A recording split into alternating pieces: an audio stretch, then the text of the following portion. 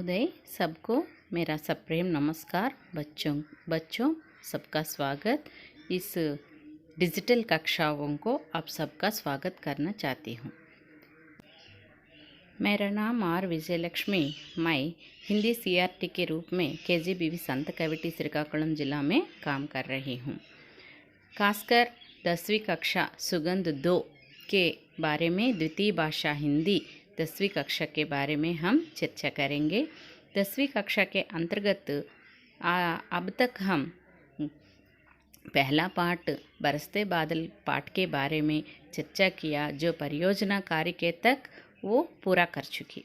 अब द्वितीय भाषा हिंदी के रूप में दूसरा पाठ है, जुलाई सत्र में आए वाले पाठ है, दूसरा पाठ है, उसके बारे में हम चर्चा करेंगे। बरसते बादल पाठ का पाठ्य पुस्तक देखते हुए आप सब उन पाठ का नोट्स लिख चुके हैं। मैं समझती हूँ आप सब लिख चुके थे। अब दूसरा पाठ के बारे में हम चर्चा करेंगे। भारत में कई प्रकार के धर्म है। बच्चों देखो, इस चित्र में क्या है? भारत देश का मानचित्र है। भारत देश के कई प्रकार के धर्म है। धर्म माने क्या है? मतము। भारत देशంలో అనేక రకాలైనటువంటి మతములు ఉన్నాయి। कुछ धर्मों का नाम बताइए। अब आप क्या करना है? कुछ धर्मों का नाम बताओ। बच्चों आप सबको जानते हैं धर्मों के नाम, मतముల పేర్లు। కొన్ని మతముల పేర్లు చెప్పండమ్మా। सोचकर बताओ। बहुत अच्छा। कुछ धर्मों के नाम आप बता सकते हैं। इसमें से हिंदू धर्म पहला है। हिंदू धर्म, इस्लाम धर्म, सिख धर्म, ईसाई धर्म, बौद्ध धर्म, जैन धर्म। खासकर हमारा देश में, भारत देश में, మన భారతదేశంలో హిందువులు, క్రైస్తవులు, సిక్కులు, అలాగే ముస్లింలు, బౌద్ధులు, జైనులు మొదలైనటువంటి అన్ని మతముల వారు కూడా భారతదేశంలో నివసిస్తూ ఉంటారు। इसलिए अगले मैं पूछ दूंगी, भारत में मनाने वाले कुछ त्योहारों का नाम बताइए। అయితే భారతదేశంలో ఎన్ని రకాలైనటువంటి మతాల వారు ఉన్నారు కదమ్మా, వారికి సంబంధించిన కొన్ని పండుగల పేర్లు చెప్పండి। देखो बच्चों, इस स्लाइड में देखिए, मनाने वाले कुछ त्योहारों का नाम है दीपावली, उगादि, क्रिसमस, रमजान। दीपावली किसका त्योहार है? हिंदुओं का त्योहार है। उगादि भी हिंदुओं का त्योहार है। क्रिसमस ईसाइयों का त्योहार है। और देखो बच्चों, हिंदू धर्म से संबंधित लोग कहाँ प्रार्थना करते हैं? हिंदू लोग, खासकर हिंदू लोग कहाँ प्रार्थना करते हैं? बहुत अच्छा। कहाँ है? मंदिर में। ये देखो बच्चों, ये क्या है? मंदिर। हम हिंदू लोग कहाँ जाकर हमारे भगवान की पूजा कहाँ करते हैं? मंदिर में करते हैं। అంటే హిందువులు అందరూ కూడా భగవంతుడిని ఎక్కడ పూజలు చేస్తారు? మందిరంలో। మన ఇంటిలో అయితే పూజా మందిరము, అలాగే మనం గుడికి వెళితే గుడిలో ఒక శిల్ప అంటే ఒక భగవంతుడిని మనం ప్రార్థిస్తూ ఉంటాం। ईसाई धर्म के लोग कहाँ प्रार्थना करते हैं? ईसाई माने कौन है? క్రైస్తవ్। క్రైస్తవ మతము వారు ఎక్కడ ప్రార్థనలు, వారి యొక్క ప్రార్థన ఎక్కడ చేస్తారు? गिरजाघर में। ये देखो बच्चों, ये है चर्च। चर्च को हिंदी में गिरजाघर कहते हैं। और दूसरा है इस्लाम धर्म के लोग कहाँ प्रार्थना करते हैं? देखो, इस्लाम धर्म, इस्लाम माने क्या है? मुसलमान। जो मुसलमान लोग हैं वो कहाँ उसका नमाज करते हैं। नमाज कहाँ करते हैं? मस्जिद में करते हैं। मस्जिद में करते हैं, ईदगाह में भी करते हैं। कहाँ करते हैं माँ? मस्जिद में वो नमाज करते हैं। और आज हमारा पाठ का नाम क्या है? ईदगाह। कहाँ करते हैं? ईदगाह में। ईदगाह पाठ है। हमारा पाठ का नाम ईदगाह। लेखक का नाम है मुंशी प्रेमचंद। और ईदगाह लेखक जाने माने लेखक है, वो प्रसिद्ध लेखक भी है। यह पाठ कहानी पाठ है। ईदगाह कहानी पाठ है। इस कहानी का नाम क्या है माँ? ईदगाह। ईदगाह की कहानी लिखी हुई है मुंशी प्रेमचंद। जो ईदगाह माने क्या है? ईदगाह है कहानी का नाम। माने क्या है? ईद के सामूहिक नमाज पढ़ने का विशेष स्थान है। ईद, ईद అంటే ఏంటి? పండుగ। ఏ పండుగ? ముస్లిముల యొక్క పండుగ. వారు నమాజ్ని చేసినటువంటి ఈద్గాహ్ అంటే వాళ్ళందరూ కలిసి ఒకే దగ్గర సామూహికంగా ఒక ప్రత్యేకమైనటువంటి ప్రార్థనను చేస్తే దానిని ఏమంటారమ్మా? ఈద్గాహ్. ईदगाह माने एक जगह जो मुसलमान लोग सामूहिक रूप से नमाज पढ़ते हैं उसे क्या कहते हैं? ईदगाह। हर एक पाठ के अंतर्गत जो उन्मुखीकरण दिया जाता है, यहाँ भी उन्मुखीकरण दिया। पथिकों को जलती दोपहर में पेड़ सदा देते हैं छाया, खुशबू भरे फूल देते हैं हमको नव फूलों की माला, त्यागी तरुओं के जीवन से हम भी तो कुछ देना सीखो। देखो बच्चा, और एक बार पढ़ूंगी, ध्यान से सुनिए, प्रोनाउंसिएशन भी मेरे साथ करिए। पथिकों को जलती दोपहर में पेड़ सदा देते हैं छाया, खुशबू भरे फूल देते हैं हमको नव फूलों की माला, त्यागी तरुओं के जीवन से हम भी तो कुछ देना सीखे, हम भी तो कुछ देना सीखे।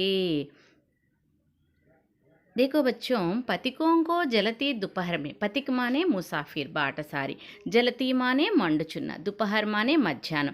पथिकों को जलती दोपहर में, दोपहर के समय में जो पथिक जाते हैं, चित्र में देखो वो जाते हैं, उस समय दोपहर का सूरज कैसा दिखाई पड़ता है? बहुत गर्मी से दिखाई पड़ती है। उस समय उस पथिक को पेड़, जो वृक्ष है, जो सदा हमेशा जो क्या देता है? छाया देता है। जो पथिक को, दोपहर के जाते हुए जो पथिक को सदा पेड़ उसको छाया देता है। पथिकों को जलती दोपहर में पेड़ सदा देते हैं छाया। पथिक को, जो मुसाफिर जलते दोपहर में जाते हैं, उस समय उसको छाया देते हैं। देखो बच्चों, यहाँ चित्र में బాటసారులు ఎండలో వెళుతుంటే చెట్లు మనకేమిస్తాయి? దారి పొడుగుతా ఉండి నీడని మనకిస్తాయి. ఆ నీడలో మనం సేద తీరి మరలా మన ప్రయాణాన్ని కొనసాగిస్తూ ఉంటాం. और बाद में देखो खुशबू भरे फूल देते हैं। फूल हमको कहाँ से आते हैं? पेड़ों से आते हैं। फूल का जो పువ్వుల యొక్క వాసన कैसा होता है? जो खुशबू होता है। आ पुव्वुలను మనం వాసన చూస్తే సువాసన, खुशबू माने क्या है? सुवासना।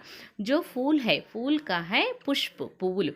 जो चित्र में देखो बच्चों, तरह तरह के प्रकार, कई प्रकार के, कई रंगों के फूल दिखाई पड़ते हैं। उस फूलों से हमको क्या क्या बनते हैं? हम सब नव फूलों की माला।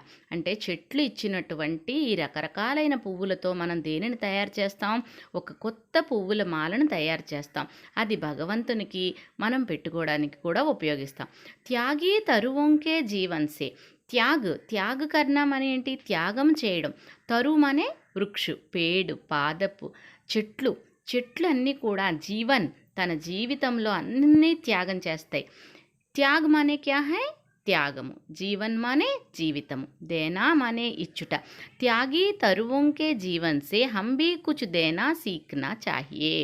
माने यहाँ आप 7वीं कक्षा में पढ़ते समय सच्चा दोस्त पाठ से जो एक पेड़ के बारे में हम सब ने पेड़ के बारे में पढ़ लिया।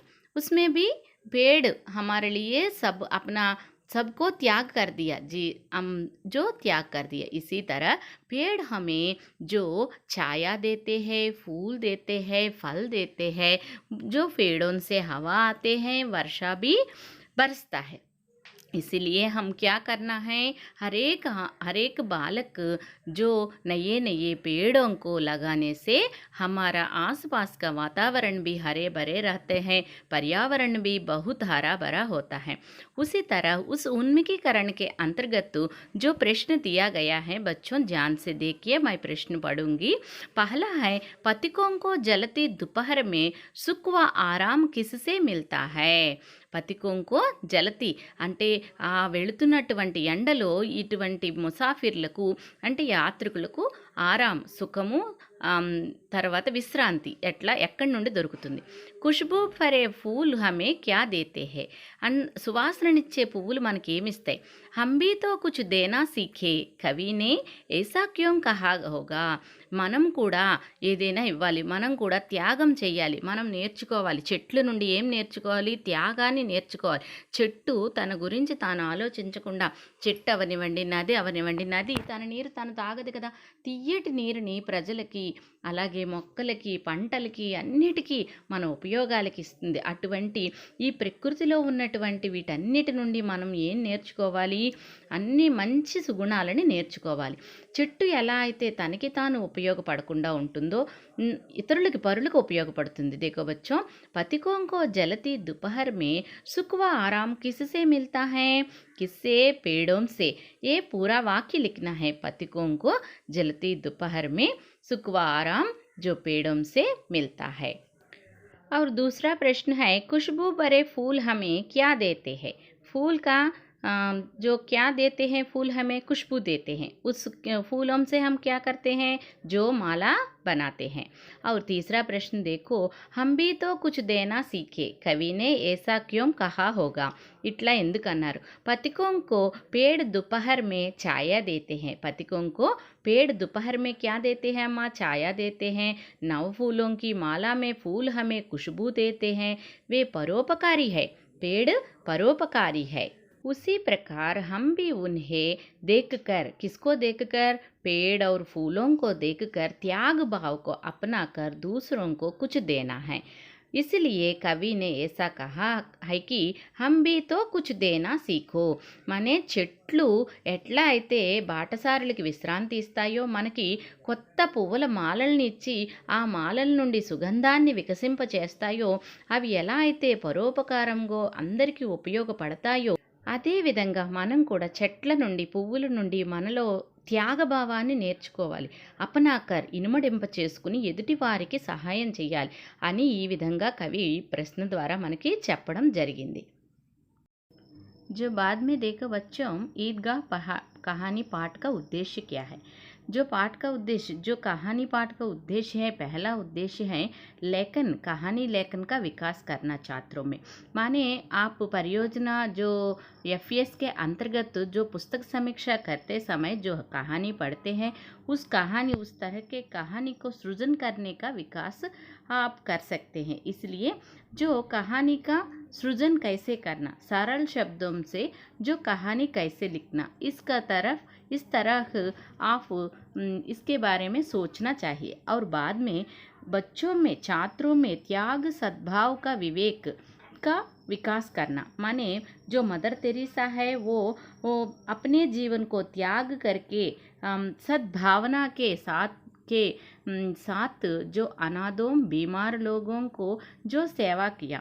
మదర్ తెరీసా గారు తన జీవితంలో తను ఎంతో ఉన్నతమైనటువంటి ఉపాధ్యాయ వృత్తి వచ్చినప్పటికీ కూడా ఆమె యొక్క ఉద్దేశ్యం ఏంటంటే అనాథలకు, రోగగ్రస్తులకు, निर्धन माने जो गरीबों की सेवा करने के लिए उनका महान उद्देश्य है. इसलिए हम सभी जो उनके जीवन से सेवा करने का भाव अपनाना चाहिए. और ये चित्र में देखो है वो श्रवण कुमार है, जो बड़े बुजुर्गों के प्रति श्रद्धा व आदर की भावना का विकास करना. जो श्रवण कुमार है हिंदू धर्म ग्रंथ रामायण में उल्लेखित पात्र है. ये अपने माता पिता से अतुलनीय प्रेम के लिए जाने जाते हैं. श्रवण कुमार का वध राजा दशरथ से भूलवश हो गया था, जिस कारण इनके माता पिता ने राजा दशरथ को पुत्र वियोग का शाप दे दिया था. इसी के का फलस्वरूप राम को वनवास हुआ और राजा दशरथ ने पुत्र वियोग में राजा को याद करते हुए प्राण त्याग. श्रवण तथा श्रवण कुमार संस्कृत काव्य रामायण के एक पात्र का नाम है. इसमें श्रवण की उल्लेखनीयता उसकी अपने माता पिता की भक्ति के कारण है. అంటే ఇక్కడ మాతాపిత అంటే తల్లిదండ్రుల పట్ల భక్తిని గురించి మనం ఉదాహరణగా ఎవరిని చెప్పుకోవచ్చమ్మా? శ్రవణ కుమారుణ్ణి చెప్పుకోవచ్చు. అంటే అంధులైనటువంటి ఇద్దరు తల్లిదండ్రుల్ని కూడా ఎంతో భక్తిగా, ప్రేమగా వారికి అవసరాలను తీర్చుతున్నటువంటి శ్రవణ కుమారుడు ఒకరోజు రామాయణ కాలం దశరథుడు వేటకు వచ్చినప్పుడు ఆ తల్లిదండ్రుల్ని నది ఒడ్డున ఉంచి నీళ్లు తాగడానికి నదిలోనికి దిగుతాడు. అప్పుడు అక్కడ నీళ్లు తాగుతున్నటువంటి శబ్దాన్ని విని దశరథ మహారాజు ఏదో ఒక అడవి ప్రాణిగా భావించి విల్లును సంధిస్తే ఆ సమయంలో అది ఆ బాణము శ్రవణ కుమారుడికి తగిలి అతను చనిపోవడం జరిగింది. అతను తగిలిన బాణం అయినప్పటికీ కూడా శ్రవణ కుమారుడి తల్లిదండ్రులు దశరథ మహారాజును మేము ఎట్లా అయితే పుత్రవియోగంతో ఉన్నామో నీవు కూడా అలాగే పుత్రవియోగంతో మరణించాలి అని శపించారు. ఆ ఫలస్వరూపముగా రామాయణ కాలంలో రాముడు వనవాసానికి 14 సంవత్సరాలు వెళ్ళిపోవడము, పుత్రుని వియోగంతో బాధతో చింతించి దశరథ మహారాజు చనిపోవటం జరిగింది. కాబట్టి మనం ఇటువంటి ఈ पाठन द्वारा इस पाठ के द्वारा कहानी लेखन का विकास करना और बाद में त्याग सद्भाव विवेक का विकास बड़े बुजुर्गों के प्रति श्रद्धा व आदर भावना का विकास ఇటువంటి కహానీ పాఠముల ద్వారా మనము మనలో ఉన్నటువంటి సద్గుణాలని, త్యాగాన్ని, వివేకాన్ని, అలాగే శ్రవణ కుమారుడి ద్వారా తల్లిదండ్రుల పట్ల గౌరవము, శ్రద్ధను అనేటటువంటి నైతిక మూల్యాలను, విలువలను మనం అందరూ కూడా చిన్నప్పటి నుంచి అలవరుచుకోవడం కహానీ యొక్క ముఖ్య ఉద్దేశం. కహానీ అనగానే కథ అంటే నైతిక విలువలు కలిగినటువంటివే कहानी पाठ। इस पाठ के द्वारा हम ये उद्देश्य है। और बाद में देखो बच्चों विदा विशेष कहानी शब्द का कह धातु के साथ आनी जोड़ने से बनता है। कहानी माने आनी, కహ్ మానే కహ్ అనేది ధాతు, క్రియ యొక్క మూల స్వరూపం. దానికి ఆని అనేటటువంటి ప్రత్యయాన్ని జోడించడం వలన కహానీ అనేటటువంటి పదం తయారైంది. కహ కా అర్థ హై कहना, कहना माने చెప్పుట. किसी घटना या बात का सुंदर ढंग से प्रस्तुत किया जाना ही కహానీ హై. ఏదైనా ఒక సంఘటనని కానీ ఒక విషయాన్ని కానీ అందమైనటువంటి రీతిలో చెప్పటమే కహానీ. इस कहानी में दादी व పోతే का మార్మిక ప్రేమ దర్శాయా గయా హై. ఈ కహానీ, ఈ పాఠంలో, ఈ కథలో నానమ్మ మరియు మనవడి యొక్క సందర్భమైనటువంటి ప్రేమ చూపించారు. ఇస్మే కథన్ వ సందర్భ వాతావరణ కా సజీవ చిత్రణ హై. ఇందులో ఉన్నటువంటి కథోపకథన్, సందర్భ, సారీ వాతావరణమే ఓ సజీవ చిత్రణ दिया गया है। इसमें लेखक ने बाल्यावस्था की निर्मल भावनाओं का सुंदर ढंग से दर्शाया गया है। जो लेखक का नाम क्या है माँ? प्रेमचंद। जो प्रेमचंद जी ने जो बाल्यावस्था का निर्मल भावना, हमीद के स्थान पर जो हमीद के द्वारा जो उस बाल्यावस्था में हमीद में कितना सद्भाव है और कितना विवेक है, इसके बारे में ये विधा विशेष के अंतर्गत इसके बारे में बताया गया है। और बाद में देखो बच्चों लेखक परिचय। ईदगाह कहानी पाठ है। इस कहानी का लेखक का नाम है मुंशी प्रेमचंद जी है। जो मुंशी प्रेमचंद जी के बारे में आप परिचय कर सकेंगे, उनके बारे में जान सकेंगे। ईदगाह कहानी पाठ है। ईदगाह कहानी का लेखक का नाम है मुंशी प्रेमचंद जी है। मुंशी प्रेमचंद बहुत ही प्रसिद्ध लेखक है। ఆయన ఒక గొప్ప रचयिता। प्रेमचंद का जन्म 31 जुलाई सन 1880 में एक गरीब घराने में काशी में हुआ। किस में हुआ माँ? काशी में। किस घर में हुआ? गरीब घर में। कब हुआ? जुलाई सन 1880 31 में हुआ प्रेमचंद का जन्म। इनके बचपन का नाम है धनपतराव श्रीवात्सव था। इनका प्रेमचंद का जो बचपन का नाम है ना, धनपतराय श्रीवात्सव। इसमें से ईदगाह कैसा पाठ है माँ? कहानी पाठ है।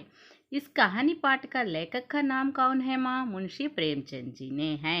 इनका बचपन का नाम क्या है? धनपतराय श्रीवात्सव था। और प्रेमचंद जी का जन्म कब हुआ माँ? जुलाई 31 1880 में हुआ। इन्होंने ट्यूशन पढ़ाते हुए मैट्रिक तथा नौकरी करते हुए बीए पास किया। इन्होंने कौन है? प्रेमचंद जी ने ट्यूशन पढ़ाते हुए, वो गरीब घर में जन्म लिया, इसीलिए उन्होंने सभी को ट्यूशन पढ़ाते हुए भी मैट्रिकुलेशन पास हुआ तथा नौकरी करते हुए बीए पास किया। मैट्रिक माने अब इंटरमीडिएट से समान है। उस ज़माने में मैट्रिक इंटरमीडिएट के समान है। जो बाद में देखो बच्चों उपन्यास, इन्होंने लगभग 1 दर्जन उपन्यासों की रचना की। ప్రేమ్చంద్ గారు సుమారుగా లగ్భగ్ మానే సుమారుగా एक दर्जन माने 12 ఉపన్యాసాలని రచించారు. उनमें से गोदान, गबन, सेवा सदन, निर्मला, कर्मभूमि, रंगभूमि, कायाकल्प, प्रतिज्ञा, मंगलसूत्र आदि इन्हें प्रमुख उपन्यास है. इनके प्रमुख उपन्यास है. उसे इन्हें उपन्यास सम्राट भी कहते हैं. उपन्यास सम्राट इन्नी ఎక్కువ ఉపన్యాసాలు రాసిన దాంట్లో మంచి పేరు గడించారు కాబట్టి ఇన్ని ఉపన్యాస సమ్రాట్ అని పిలుస్తారు. इन्हीं कहानियाँ देखो बच्चों, ప్రేమ్చంద్ की రచనాओं में तात्कालीन इतिहास बोलता है. అంటే ఆ రోజుల్లో జరిగినటువంటి చరిత్రను గురించి చెప్పేవారు ఆయన. इनकी कहानियाँ मानस सरोवर शीर्षक से 8 खंडों में సంకలిత है. ఈయన రాసినటువంటి కథలన్నీ కూడా మానస సరోవర్ అనేటటువంటి పేరు పెట్టి 8 ఖండాలుగా ప్రచురించారు. इसमें से प्रसिद्ध कहानियाँ हैं मानस सरोवर और उसमें मानस सरोवर में पंच परमेश्वर, बड़े घर की बेटी, कफन, ये तीनों बहुत प्रसिद्ध कहानियाँ हैं. प्रेमचंद की प्रसिद्ध कहानियों में पंच परमेश्वर, बड़े घर की बेटी, कफन आदि प्रमुख कहानियाँ हैं. देखो अम्मा, मानस सरोवर कितने खंडों में संकलित है? 8 खंडों में संकलित है. उनकी प्रमुख कहानियाँ क्या है? पंच परमेश्वर, बड़े घर की बेटी, कफन. बच्चों, अब तक हम उन्मुखीकरण, उद्देश्य, विधा विशेष, कवि परिचय के बारे में चर्चा किया. उन्मुखीकरण के अंतर्गत तरुओं के त्याग के बारे में और प्रश्नोत्तरण के बारे में चर्चा किया. और उद्देश्य के अंतर्गत इस पाठ के द्वारा त्याग, सद्भाव, विवेक, बड़े बुजुर्गों के प्रति आदर सम्मान की भावना जगाने के लिए हमको समझाया. और विधा विशेष के अंतर्गत कहानी माने क्या है, कहानी पाठ के माने क्या है, इस पाठ में किस तरह के मूल्य हम विकसित करना है, इसके बारे में हम चर्चा किया. और इस पाठ में दादी और पोते के बीच में मार्मिक प्रेम के बारे में भी हम समझाया. और बाद में कवि परिचय के बारे में, जो ईदगाह के कवि का नाम है मुंशी प्रेमचंद जी. इनका जन्म है 31 जुलाई 1880 में हुआ. उन्होंने मैट्रिक पढ़ाने के लिए ट्यूशन किया और बाद में जो बीए पास करने के लिए भी जो नौकरी करी. इसलिए इस कवि के बारे में चर्चा किया और कवि के जो कहानियाँ, उपन्यास, ये इनके बारे में भी हमने जानकारी दिया. आप क्या करना है ना, ईदगाह कहानी पाठ के अंतर्गत जो लेखक परिचय, प्रेमचंद का परिचय पब्लिक परीक्षाओं में 4 अंक के लिए दिए जाएगा, इसलिए आप सब इसे लिखो. बच्चों, बाद में देखो विषय प्रवेश. विषय प्रवेश के अंतर्गत प्राचीन काल से ही नैतिक मूल्य भारतीय जीवन के प्रतिबिंब है. प्राचीन काल माने पुराने जमाने में से ही नैतिक मूल्य भारतीय जीवन का प्रतिबिंब है. माने నైతిక విలువలు ప్రతి భారతీయుడి యొక్క జీవితంలోని వాటి ప్రతిబింబంగా ఉండేవి. इसके रूप हर भारतीय में समाये हुए हैं. माने నైతిక మూల్యాలు అంటే ఏంటి? ఎదుటివారికి సహాయం చేయడం, త్యాగనిరతి అంటే మన భారతదేశానికి స్వతంత్రం తెచ్చుకోవడానికి ఉన్నటువంటి త్యాగము, అహింస అన్నీ కూడా ప్రతి భారతీయుల్లోని కూడా ప్రాచీన కాలం నుంచి ఆ విలువలన్నీ కూడా మనం తరతరాల నుండి एक जमाने से दूसरे जमाने तक, एक पीढ़ी से दूसरे पीढ़ी तक आते हुए हमारे भारतीय में वो सारे नैतिक मूल्य समाये हैं. इसी तरह हम अपने बुजुर्गों का बड़ा ध्यान रखते हैं. इसलिए पुराने ज़माने से भी हम मिलजुल कर रहते हुए एक दूसरे को वो सहायता करते लगते हैं. इसी तरह इस कहानी में, ईदगाह कहानी में खासकर जो दादी व पोते के बीच जो मार्मिक प्रेम के बारे में भी यहाँ प्रेमचंद जी ने दर्शाया गया. देखो बच्चों, अब हम इस कहानी के बारे में चर्चा करेंगे. तो बच्चों, कहानी शुरू होने से पहले कहानी के बारे में कुछ मुख्य बातें जानते हैं.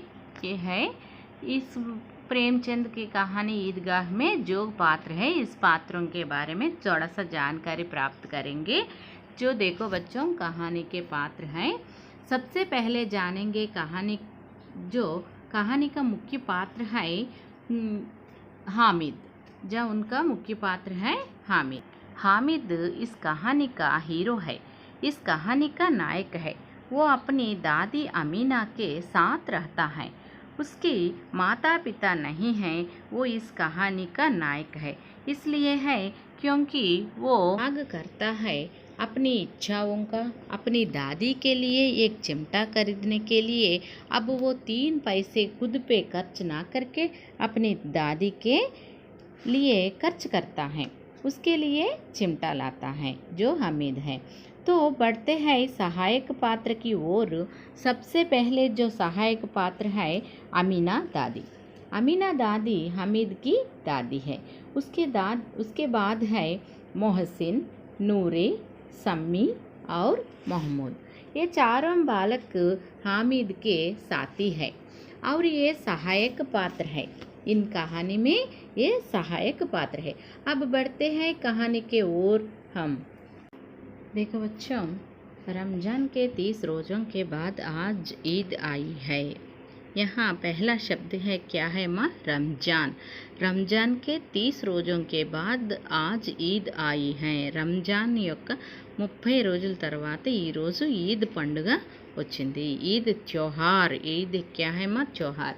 जो इसमें रमज़ान जो पहला शब्द है इस कहानी में आई है वो है रमज़ान। तो बच्चों रमज़ान क्या होता है?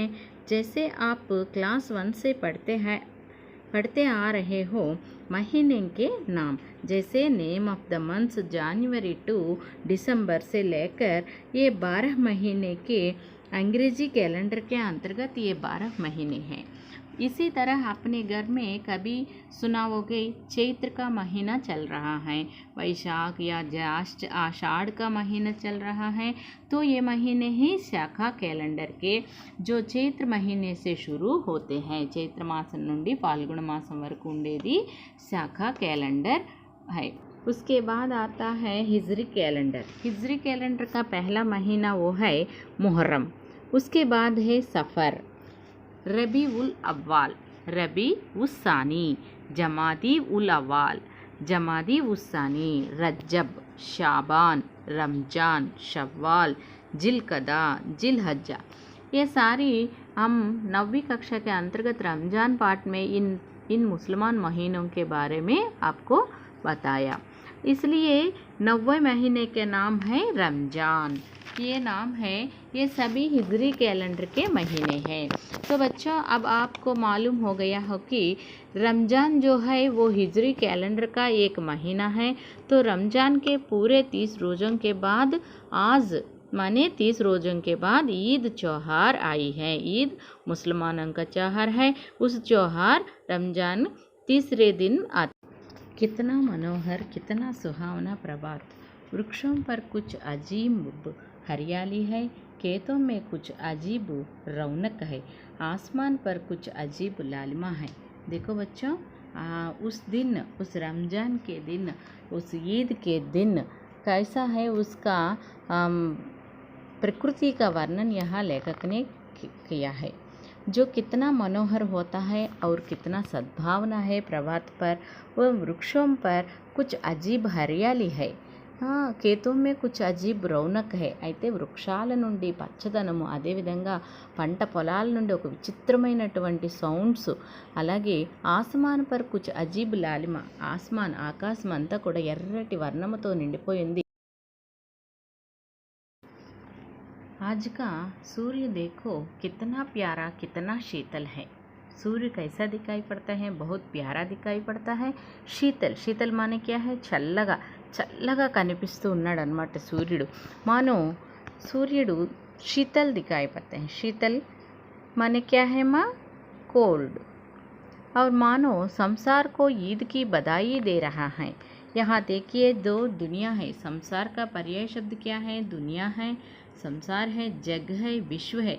जो विश्व मुसलमानों को रमज़ान की बधाई दे रहे हैं और ईदगाह जाने की तैयारियां हो रहे हैं। हरेकों के घर में ईदगाह जाने के लिए सबने तैयार हो रहा है।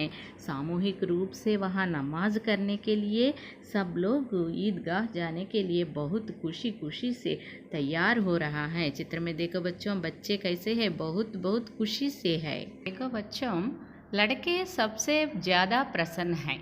बार बार जेब से खजाना निकाल कर गिनते हैं। लड़के, लड़के माने कौन है? बालक है। जो लड़का का बहुवचन शब्द है लड़के। లड़के सबसे ज़्यादा प्रसन्न है, అందరికంటే పిల్లలందరూ కూడా చాలా ఆనందంగా ఉన్నారు। बार बार जेब से खजाना निकाल कर गिनते हैं। बार बार एक से बाद 2 बार, 3 बार, 4 बार ऐसा जेब से, अपने जेब से जो खजाना है उसे निकाल कर गिनते हैं। देखो बच्चों, ये है वो उन्होंने अपने जेब से जो अपने पास कितने पैसे होते हैं, ईदगाह के स्थान पर मेला होते हैं, उस मेला में हम क्या क्या खरीदना है इससे सोचते हुए वो गिनते हैं। और देखो बच्चों, महमूद गिनता है 1, 2, 10, 12। उसके पास 12 पैसे हैं। देखो बच्चों, चित्र में ये है पैसे। उस जमाने में पैसलू అని అనేవారు, అవి ఉండేవి। महमूद बहुत खुश होता है क्योंकि उसके पास 12 पैसे है। और दूसरा है मोहसिन। मोहसिन के पास कितने पैसे हैं? 15 पैसे हैं। मोहसिन गिनता है मेरे पास 15 पैसे हैं। यहाँ देखो चित्र में 15 पैसे।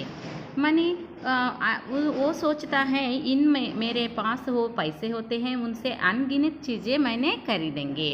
నా దగ్గర ఉన్నటువంటి డబ్బులతో మంచి మంచివన్నీ కూడా ఆ మేళాలో కొనుక్కుంటానని పిల్లలు ఆనందంగా ఉన్నారు। ఇన్సే అన్గినిత్ చీజే లాయేంగే ఓ మొహసిన్ ఓ మహమూద్ ఏ సోచతే హై మన దగ్గర ఉన్న డబ్బులతో మంచి మంచివి కొనుక్కోవాలి అనుకుంటున్నారు।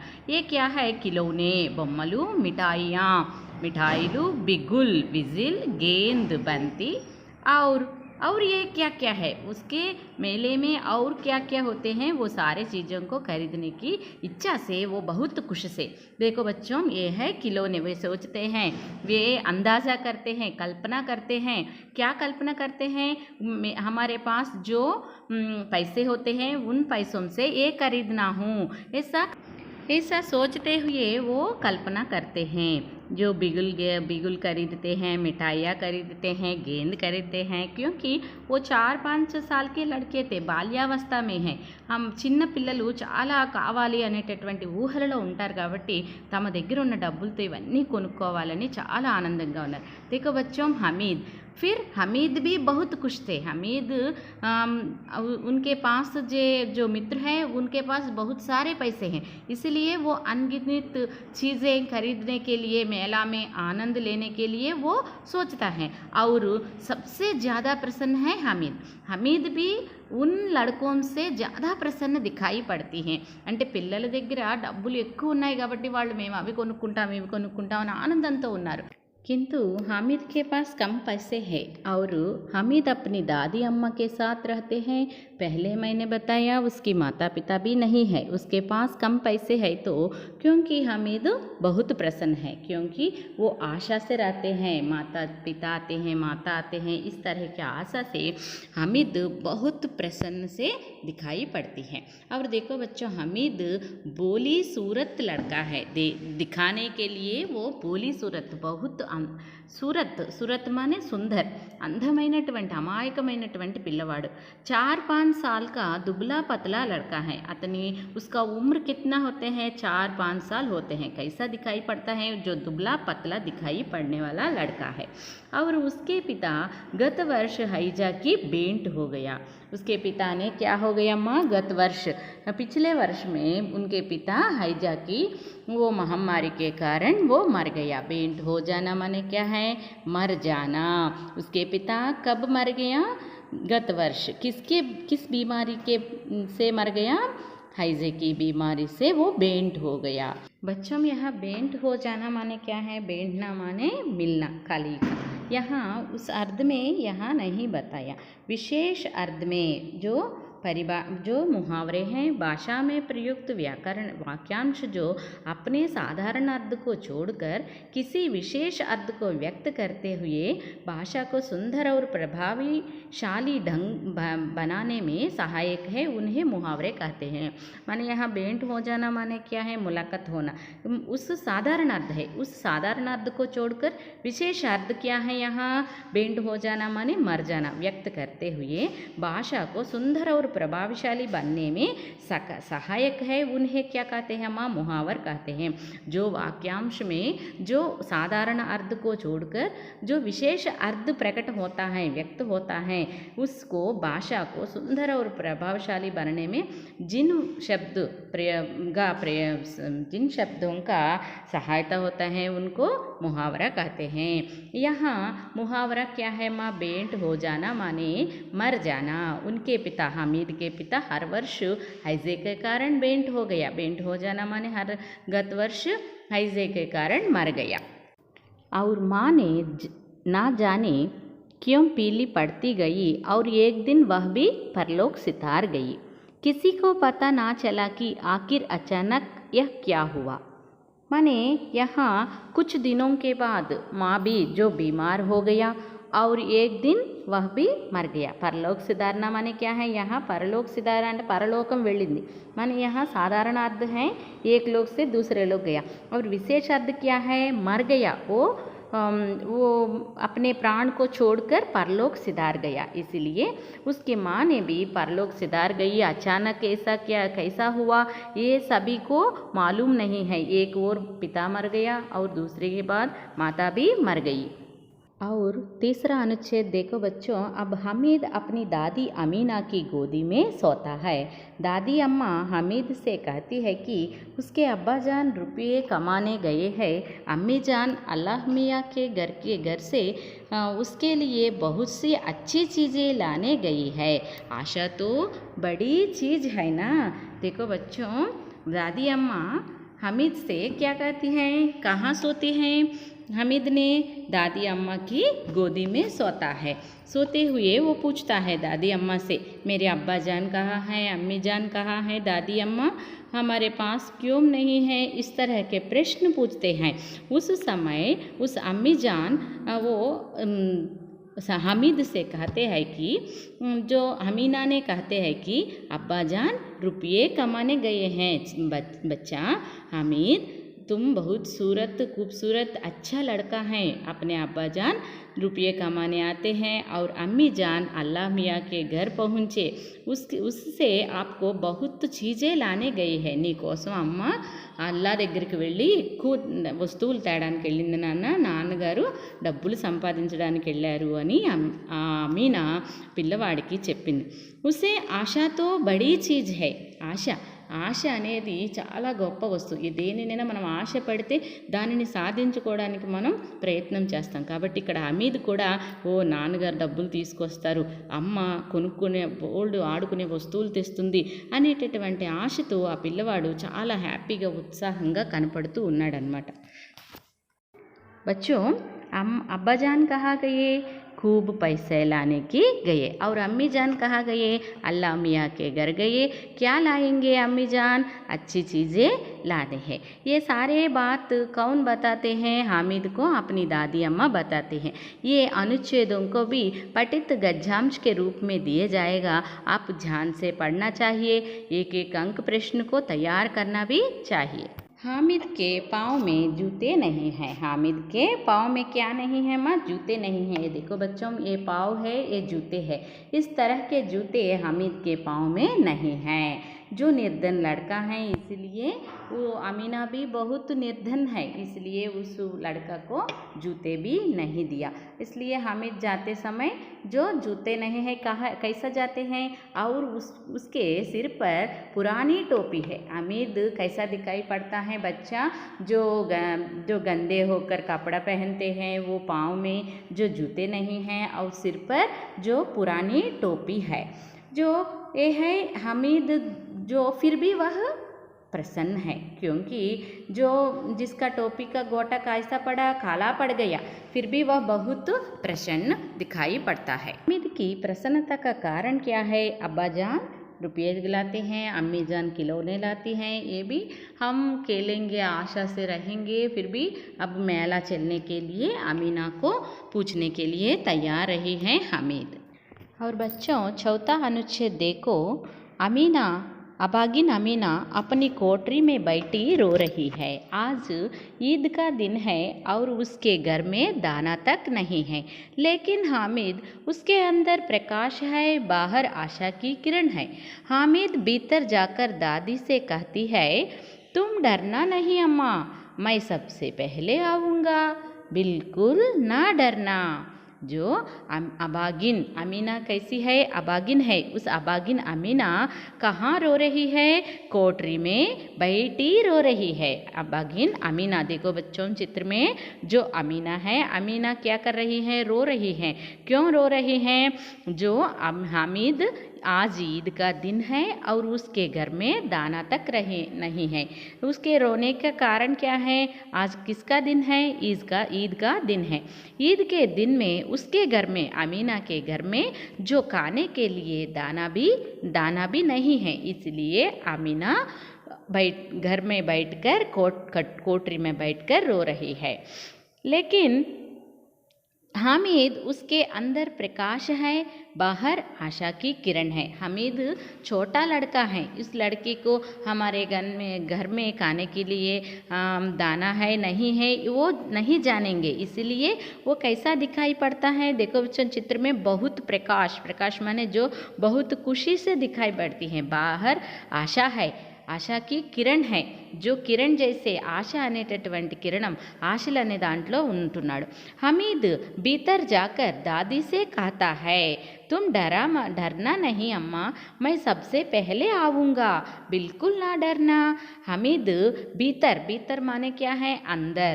हमीद अंदर जाकर లోపలికి వెళ్ళి दादी से कहता है। हमीद किससे कहता है? दादी से कहता है। क्या कहता है? तुम डरना नहीं अम्मा, तुम डरना नहीं अम्मा, मैं सबसे पहले आऊँगा, बिल्कुल ना डरना। నేను అందరికంటే ముందు వస్తాను, నువ్వు ఎటువంటి కంగారు లేకుండా భయపడకుండా ఉండమ్మా, పర్వాలేదు, నేను జాగ్రత్తగా ఈద్గాహ్కి వెళ్ళి నేను వచ్చేస్తాను అని హమీద్ వాళ్ళ నానమ్మకి నచ్చ చెప్తున్నాడు। నన్ను పంపించవా అని అడుగుతూ లోపలికి వెళ్ళి చెప్పాడు। భీతర్ కా విలోమ్ శబ్द क्या है? अंदर है। जाना माने क्या है? यहाँ क्रिया है, दादी है, संज्ञा है। आऊँगा, मैं सबसे पहले आऊँगा भविष्यत काल में है यह वाक्य। बच्चों आप हर एक अनुच्छेद पढ़ते समय इसमें संज्ञा क्या है, सर्वनाम क्या है, जो व्याकरणांश को वचन, लिंग, काल, ये सारी बातों को दृष्टि के रख कर जो आप अनुच्छेद को पढ़ते अभ्यास करते हैं, तो आपको पठित अनुच्छेद देते समय जो है 13वां प्रश्न के अंतर देते समय उसको आप आसानी से लिख सकते हैं और 5 के 5 प्रश्नों के जो पूरा अंक भी आपको मिल जाएगा। अब बच्चों 5वां अनुच्छेद देखो, अमीना का दिल कचोट रहा है। गांव के बच्चे अपने पिता के साथ जा रहे हैं। अमीना का दिल कचोट रहा माने क्या है? बहुत दुखित होता। अमीना जो कोठरी में बैठकर बहुत दुखित हुआ। गांव के बच्चे अपने पिता के साथ जा रहे हैं। अमीना सोच रही हैं गांव में जो बच्चे हैं वो अपने पिता के साथ जा रहे हैं। हमीद का अमीने के सिवा कौन है? हमीद को अमीने के सिवा कोई भी नहीं है। के सिवा అంటే కాకుండా, అమీనా హమీద్కు అమీనా కాకుండా ఎవ్వరూ లేరు కాబట్టి అమీనా दुखित हो रही है। भीड़ में बच्चा कहीं खो गया तो क्या होगा? अमीना सोच रही है जो ज़्यादा भीड़ है ईदगाह में, उस समय बच्चा कहीं खो गया तो मैं क्या करूँगा? वहाँ हमीद जाते समय लौट नहीं आते है तो मैं क्या करूँगा? ऐसा सोच रहा है। और 3 कोस चलेगा कैसा? हमीद छोटा लड़का है, इस छोटा लड़का 3 कोस 3 క్రోసుల దూరం ఎలా నడవగలడు అని అమీనా బాధపడుతోంది। पैरों में छाले पड़ जाएंगे, నడిచినా కూడా ఆ అబ్బాయికి ఎండ కదా, ఎండలోని నడుస్తూ ఉంటే కాళ్ళల్లో బొబ్బలు పుడతాయి। చాలే మానే క్యా హై? ఫఫోలా, బొబ్బలు కాళ్ళకి ఎర్రగా అయిపోయి కాళ్ళు చర్మం అంతా కూడా ఎండకి ఉడికిపోయినట్టు అయిపోయి బొబ్బలు వస్తాయి। ఎలాగా చిన్న పిల్లాడు ఇన్ని బాధలు పడాలా అని ఆమీనా ఆలోచిస్తోంది। ఆలోచిస్తోంది. జూతే भी तो नहीं है, అమీనా సోచती है हमीद को जूते भी तो नहीं है. పిల్లవాడికి చెప్పులు కూడా లేవు. అలాంటప్పుడు చెప్పులు లేకుండా 3 క్రోసుల దూరం ఎవరి తోడు లేకుండా ఎలా వెళ్తాడు అని ఆలోచిస్తోంది. వహ్ తోడీ దూర్ చల్కర్ ఉసే గోదీ లేలగి. నేను గనక వెళ్తే కొంచెం దూరం వెళ్ళిన తర్వాత వాడిని మళ్ళా నా ఒడిలోకి తీసుకుని కొంతసేపు రెస్ట్ ఇచ్చి మళ్ళీ తీసుకొని వెళ్ళేదాన్ని. అలా నేను కూడా వెళ్ళట్లేదు కదా, ఎందుకంటే మా ఇంట్లో వండుకోవడానికే లేదు పండుగ రోజు. అలాంటప్పుడు నేను ఎలా వెళతాను అని ఆలోచిస్తూ ఉంది అమీనా. और लेकिन यहाँ सेवैया कौन पकाएगा, నేను కనుక వెళ్ళిపోతే చిత్ర में देखो बच्चों ये सेवैया है, పకానా है, వంట చేయడం ఎవరు వండుతారు, ఈ యొక్క స్వీట్ని రంజాన్కి సేవ్యాని ఎవరు వండుతారు అని చెప్పి పాయసం ఎవరు చేస్తారు నేను వెళ్ళిపోతే అని అమీనా ఆలోచిస్తోంది. और बाद में देखो बच्चों पैसे होते तो लौटते सारी सामग्री जमा करके झटपट बना लेती. నా దగ్గర కనుక డబ్బులు ఉంటే వెళ్ళి వచ్చేటప్పుడు మొత్తం సామాన్లన్నీ కొనుక్కొని వెంటనే జట్పట్ బనాలేతి.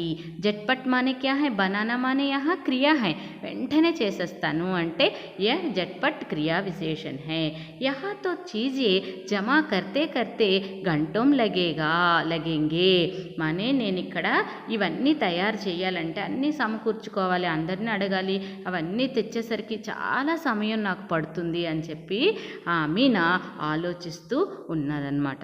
अब इस अनुच्छेद में लेखक ने जो अमीना के मन में क्या होते हैं, जो बच्चा ईदगाह जाते समय जाने के लिए पूछा है, वो जाते समय क्या क्या आशंकाएँ आती हैं उसके बारे में सोचती हुए वो कोठरी में बैठी है. बच्चों आज हम 10वीं कक्षा दूसरा पाठ ईदगाह के बारे में चर्चा किया. उस पाठ के अंतर्गत जो उन्मुखीकरण है और उद्देश्य, विधा विशेष, विषय प्रवेश और पृष्ठ संख्या 6 में दिए गए 5 अनुच्छेदों के बारे में भी हम चर्चा किया. माने इस पाठ का उद्देश्य क्या है, बच्चों में कहानी सृजन करना और लेखन की सृजन करना. माने पुस्तकों को पढ़कर नए कहानियों को सृजन करने की विकास होना चाहिए. और इस पाठ के अंतर्गत कुछ नए शब्द में दिया गया है. उन शब्दों को शब्दकोश देखकर उन शब्दों का अर्थ तेलुगु और अंग्रेजी में अपने मन मर्जी के अनुसार लिखिए. ये पढ़ लीजिए. हरियाली, अजीब, लालिमा, ईदगाह, बिगुल, गेंद, अचानक, गोटा, चीज़, जूता, कोठरी, चाले. ये सभी हम पाठ के चर्चा करते समय उन सभी का अर्थ मैंने बताया. आप सोचकर इनके अर्थ शब्दकोश देखकर लिखिए. और देखो बाद में चर्चा करेंगे पाठ्यांतर्गत प्रश्न. पृष्ठ संख्या 6 में जो 3 पाठ्यांश के संबंधित 3 प्रश्न दिया गया है, इनसे पहले प्रश्न है ईद के दिन का चित्रण अपने शब्दों में लिखिए. पहला प्रश्न क्या है माँ, ईद के दिन का चित्रण अपने शब्दों में लिखिए. इस प्रश्न का उत्तर पहले अनुच्छेद में है.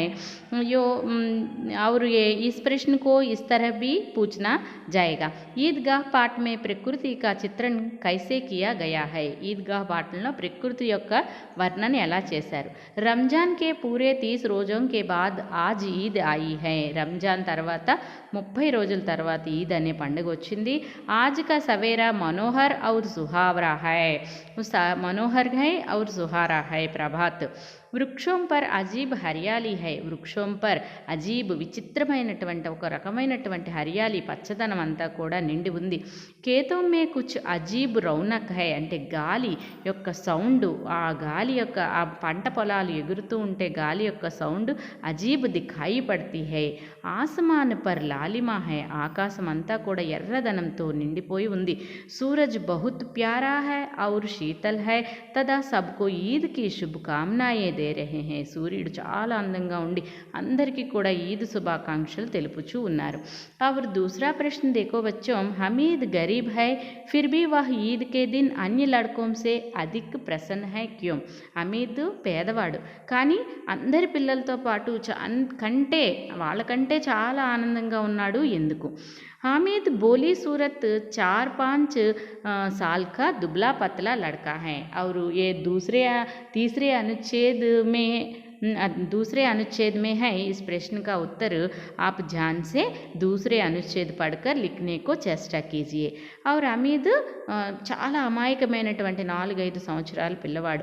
जो कुछ मिला है उससे संतुष्ट रहने वाला आशावादी लड़का है. తనకి ఏది ఉంటే దాంతోటే ఆనందించే పిల్లవాడు.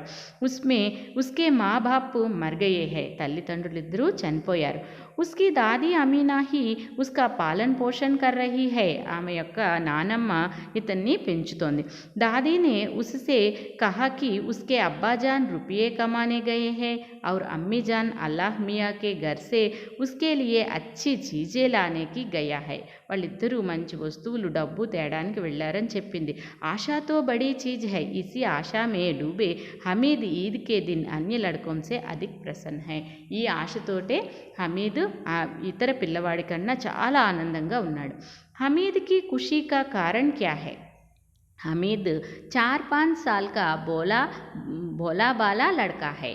पहले जैसा लिखा है वो कुछ पॉइंट्स इसमें लिखने ज़रूरत है. और हमीद भोला बाला लड़का है. उसके माँ बाप तो मर चुके. వాళ్ళిద్దరూ చనిపోయారు. दादी अम्मा ने उसे बताया कि उसके अब्बा जान रुपये कमाने गए हैं. నానమ్మ ఏం చెప్పింది? నాన్నగారు డబ్బులు తేడానికి వెళ్ళారు నాన్న అని చెప్పింది. అమ్మీ జాన్ అల్లాహ్ మియా के घर से उसके लिए बहुत सी चीज़ें लाने की गई है. అమ్మీజాను ఎక్కడికి వెళ్ళిందని చెప్పిందమ్మా? హమీద్కి అమ్మీజాను అల్లా దగ్గరికి వెళ్ళి నీకు కావలసినటువంటి అన్ని వస్తువులు తీసుకొస్తుంది అని చెప్పింది. వహ్ హామీద్ కా దిల్ నిర్మల్ ఔర్ ఖుష్ హై. నిర్మల్ అంటే ఏంటి? చాలా నిర్మలమైనది. అంటే ఇటు చిన్నపిల్లల హృదయం ఎప్పుడు కల్లా కపటం లేని పిల్లలు ఆనందంతో ఉంటారు. వాళ్ళకి ఏది చెప్తే అదే నమ్ముతారు. వహ్ ఈద్ కా మేళా భీ దేఖనే జా రహా హై. యహీ హమీద్ కి ఖుషీ కా కారణ్ హై.